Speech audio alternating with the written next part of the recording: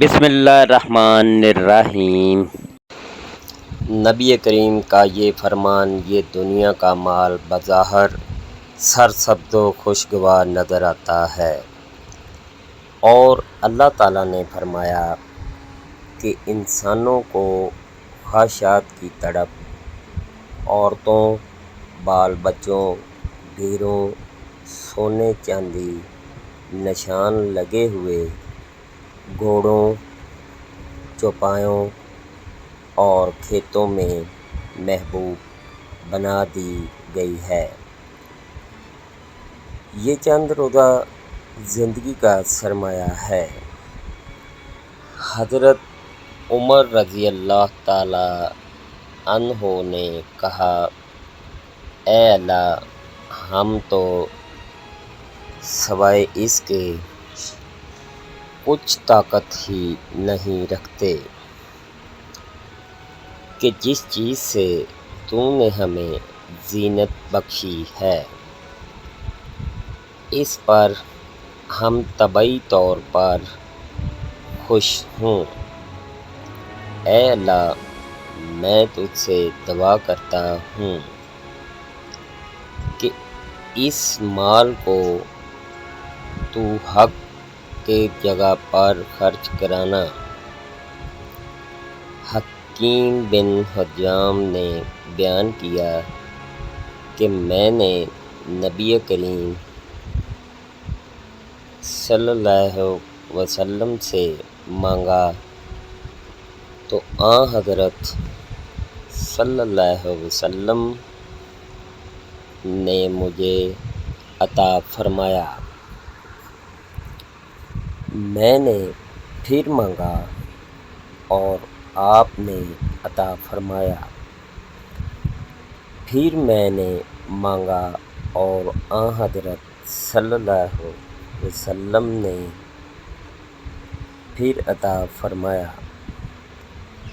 پھر فرمایا، یہ مال، اور بعض اوقات سفیان نے یوں بیان کیا کہ حکیم رضی اللہ تعالی عنہ نے بیان کیا، اے حکیم، یہ مال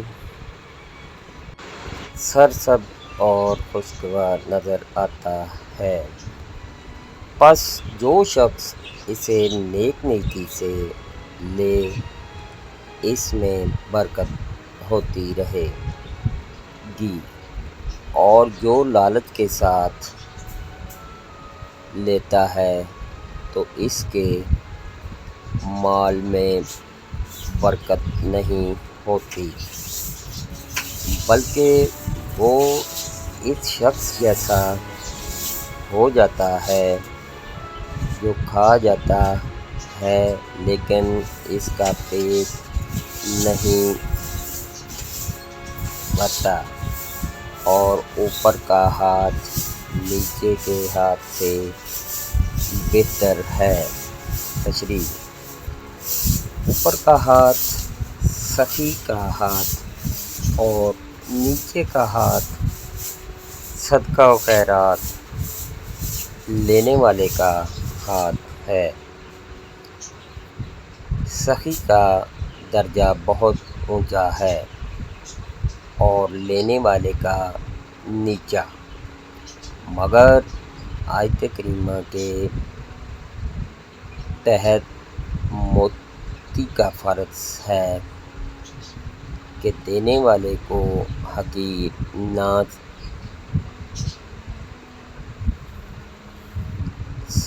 جانے، اس پر احسان نہ جتلائے، نہ اور کچھ ذہنی تکلیف دے، ورنہ اس کے صدقہ کا ثواب ضائع ہو جائے گا۔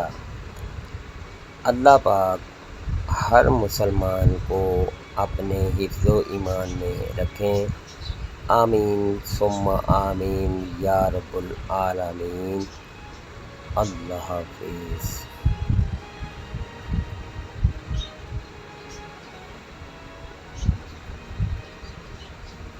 اللہ حافظ۔